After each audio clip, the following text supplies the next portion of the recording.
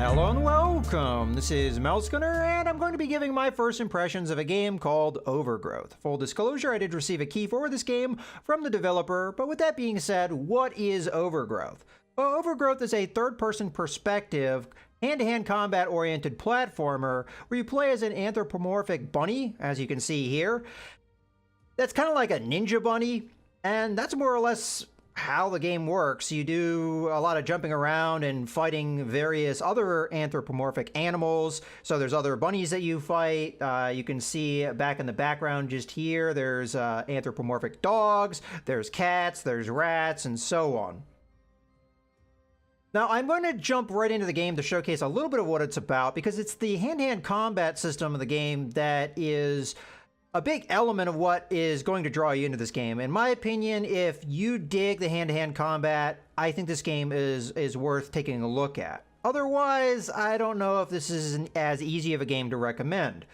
Now, I will point out, to get the game mode I'm going to be playing, you need to go into the mod section, because if you go to the play button here, it won't show up. So you're going to go into the mod section here, and there's going to be 3 boxes you can check, and these are 3 different game modes that you can choose to use if you want. Now, this game was in early access for quite a while. As a matter of fact, this game was in development for, I think, over 9 years before it was fully launched. So it was fully launched somewhat recently, within the last month or so. And these game modes here were mostly available when the game was in alpha development or part of that early access.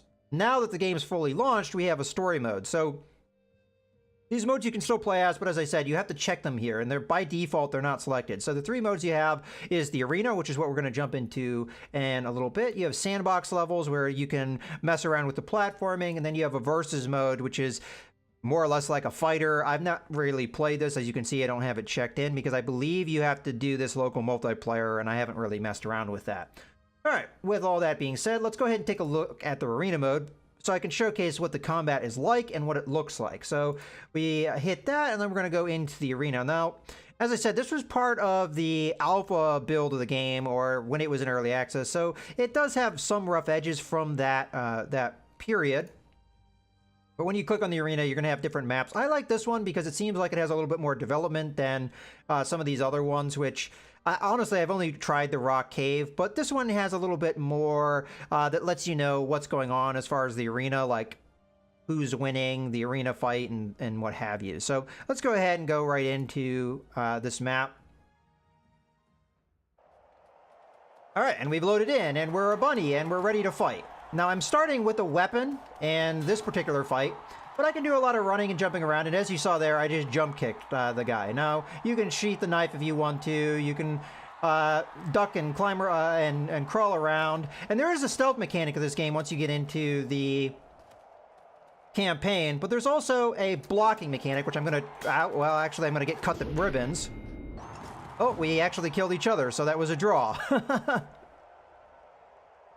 I'm not sure, maybe the knives are a little bit quick, but there is a counter system that you can use, as well as just normal attacks, so we just kick that guy in the head. Let's see if we can use a counter here, so I have to time it properly. There we go, we just countered him, threw him over our shoulder, and then we kicked him when he was down. So this is a multi-round fight, so as you saw there, I'm the teal bunny, so it gave me a point. Now, the jump kicks are very high risk, high reward. If you miss, you fall on your back like that, and you can take a little bit of damage. As you can see, my forehead is bleeding there a little bit. So you have to be careful with the jump kicks because you can hurt yourself, you can make yourself open to attack. Oh, I tried to duck down and kick him there. So Blue Bunny won, so he is lighted up there a little bit. So the duck will also let you do this roll like I just did. Oh. And we're out again, so hopefully the blue bunny doesn't win here. Okay, so now it's down to the yellow bunny winning. Okay, let's see if we can get a jump kick off on one of these guys. See, as you can see, when you do a jump kick, you bounce around quite a bit, and you can really hurt yourself if you're not careful, and unfortunately, we didn't recover from the kick, so the blue bunny finished us off there. But this is more or less how the combat system works. So this is a team-oriented arena fight. And there we go, we won the first round. Let's counter him there and finish him off. Okay, I think that showcases pretty nicely what the combat system has in store without actually getting into the more of the weapon things. When we get a weapon, there's some other things we can do with it. We can throw weapons, which I'll try and showcase if we get one. All right, and we countered them there yet again. Okay, as a matter of fact, we get a weapon now. Oh, and I immediately got killed there. I will say the camera can be a little bit of an issue at times,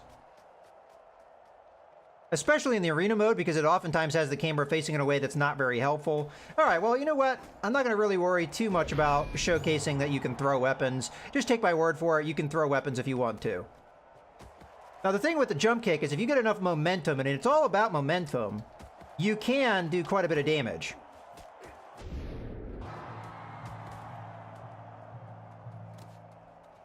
You can actually take guys out in one hit. There we go. Okay, so let's go ahead and go back to the main menu and let's showcase the campaign. And I've played quite a bit of the campaign at this point. I put in about 2 hours of playing the game. Now, I jumped into this story mode. Now, this is going to be more or less the prequel. So, the developers of this game came out with the game called, I think it's Lugaru. And that's going to be the game that was released before Overgrowth. So Overgrowth is a sequel to that game. So what they did is they put that game into the newer game, Overgrowth's engine, so you can play through that. And from what I understand, this is a continuation of the story that's in here. Now, I played around with this a little bit, and I will point out, if you're new to the game, you're going to want to start with Overgrowth because there's a tutorial in Overgrowth, and you don't get that tutorial in the Lugaru story. So that's something to keep your mind or keep in mind when you play. But unfortunately, that you are playing the story a little bit out of order. So I'm not sure how much that impacts things. I wouldn't say the story is really going to be the main draw of the game. Now, as far as the way the campaign works, is you play it in chapters, and each chapter is going to be its own kind of set piece. And as you go through, you're going to have more and more chapters. So as you can see, I've gone through quite a few chapters here, and now you can see these are chapters I haven't completed. So this is more or less all you have as far as the game goes. So I'm a little less than halfway through the campaign, and that's after playing it for about an hour and 40 minutes or so, somewhere around there. So I would say, estimating from what I'm seeing here, you're looking at about 3, maybe 4 hours worth of gameplay. And a lot of that depends on how well you do, because this is a pretty difficult game. You're going to die pretty frequently at times, and there are different difficulty modes. So I am on normal, or I'm actually hardcore, as they call it. There is a difficulty level above that, and that's expert. Now, the reason I didn't play with this is because it says tutorials will be disabled, and I was learning the game, so I feel like tutorials are going to be pretty important as far as that goes. And those are also casual, and this is, as it says here, if you are, you just want to see what the story is and you don't want to have as much challenge, I guess you can do that. I'm just going to keep it on hardcore for right now, and I want to showcase a little bit of the combat here and give you a taste for well, there's also platforming too. So if I start here, this will give you a taste for both things. So I'm going to go with Dog Patrol, so we'll see some of the combat, and then we'll see some of the platforming right after that. So let's go ahead and jump in here. So this is going to be a bit into the story, so I'm going to go ahead and skip through the dialogue. Now, you will have to get used to these loading screens. As you go from chapter to chapter, there will be a loading screen, so you'll see these quite often. So I'm just going to go ahead and skip through the dialogue. So I have a stealth mechanic here, and you can sneak up and kill bad guys with the stealth mechanic, but for me, I'm just going to run up and I'm going to throw that at that guy, and then while that guy's trying to figure out what happened, I'm going to kill him. Then I'm going to sheath my sword, and I'm going to pick up the spear. So as you can see, there's quite a lot you can do with this combat system with not a lot of controls, as there are really only 4 buttons that you use predominantly, and then there's a couple modifying buttons like the throw button and the pick up weapon button. So we're going to do the same thing to these guys. Okay, so there's going to be one more patrol here. Let's pick up a spear. and get ready to deal with them. Now, I know that they happen to be around the corner here, so I'm going to try and get them from the behind. And one thing I will point out, I mean, being a bunny, you can jump quite high in this game. And you can also fall on your head on purpose like I just did. But be careful, because you do damage to yourself when you do something like that. Okay. So in this case, I'm going to do the same thing here. Throw at that guy, pull the sword, and then chop that guy to bits. Now, this is practice. I did this many times before I got it down. And it took me a lot of failing before I figured it out. That shows you very fluid combat there. I mean, really, the stealth mechanics there, where you can sneak up behind and you can kill these animals, or anthropomorphic animals, without really having to fight. Now, I could have done that differently, and I could have just directly attacked them, and I would have had to fought, 2, 4 at a time. And you can do that if you want. There's different ways to approach things, obviously. Now let's take a look at the platforming itself. And I know that didn't showcase the back and forth combat as much, but you saw that to a certain extent in the arena. Okay, let's go ahead and do this. So what we have to do is climb up on this wall, and that's pretty much what we have to do. So I just want to showcase what the platforming looks like. So if you're familiar with games like Assassin's Creed or the other, what would they call this? Parkour style games, you're going to be somewhat familiar with this. The main difference is that the bunny in question can jump rather high. So for this part, I'm going to have to wall run up to there, and I think it may require me to do a little bit of a jump as well. So there we go. We managed to grab the ledge. That was a little bit close. I was afraid I wasn't going to get that one, but there we go. And looks like we have to do another wall run up here. Okay. There we go. Now, the one thing I will point out is, unless I missed it, the tutorial didn't really go over how you jump off of a wall run. So you have two controls. You have one that ducks you and you have one that jumps you. What you're going to do is you're going to have to hold in the jump button to run along the wall, and then you use the duck button to jump off of the wall run. Now, I don't think the tutorial covered that unless I missed it. Okay, so we're going to do this and then jump. The camera sometimes is a little bit problematic in that you don't actually see the ledges you're going to be grabbing a hold of. But as you saw there you go. There's the platforming. We get to where we want to go for this bit of the campaign. And I think that's, pretty much going to do it as far as me showcasing the campaign. As you can see, the game, it is pretty, but because of its 9-year development, these are visuals that end up looking a little dated. But as you can see, this level's pretty nice as far as showing off visuals, because you can see the snow kind of has been clinging to my fur. It's pretty interesting effect, and I think if I roll around in the snow here, I'm gonna get it, really start getting it coated on my body. So pretty interesting visuals, and for an indie dev, it's pretty impressive what they've been able to pull off here. But I'm also not going to sugarcoat things here. There are some rough edges to things. The controls can be a little bit awkward and can take a little bit of time to get used to. But for an indie game, it's a niche thing, but it's pretty interesting, and I kind of like what I've seen from it so far. So I think I'm going to go ahead and wrap up my video on it right now, but just talking about the value proposition. So as I was saying, for this main campaign, you're looking at maybe 3-4 hours of gameplay, and a lot of it depends upon how good you are at the game. If you get the concept of the game really fast, you might be able to get through it even faster than that, maybe even in an hour and a half.